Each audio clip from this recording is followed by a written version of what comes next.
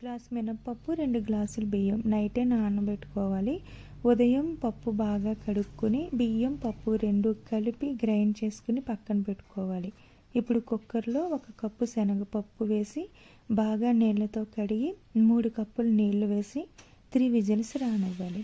ఇప్పుడు పప్పు అలాగే నీళ్లను సెపరేట్ చేసుకోవాలి. అదే కుక్కర్లో కప్పు బెల్లం, కొద్దిగా నీళ్లు వేసి అది దగ్గరగా పాకం రానిచ్చేలోపు మనం శనగపప్పుని ఈ విధంగా గ్రైండ్ చేసుకుని వాటిని కూడా బెల్లం పాకంలో వేసి కొద్దిగా ఇలాచి అలాగే నెయ్యి వేసుకోవాలి. ఈ విధంగా ఉండలు చేసి పక్కన పెట్టుకుని పిండిలో 1 స్పూన్ పంచదార, టేస్ట్కి సరిపడా సాల్ట్, కొద్దిగా బేకింగ్ సోడా కూడా వేసి ఈ విధంగా పూర్ణాలకి పిండి బాగా కవర్ చేసి ఈ విధంగా హీట్ అయిన ఆయిల్లో వేసి గోల్డెన్ బ్రౌన్ కలర్ వచ్చే వరకు డీప్ ఫ్రై చేసుకుంటే మనకి పూర్ణం బూరెలు అనేవి రెడీ అయిపోయాయి.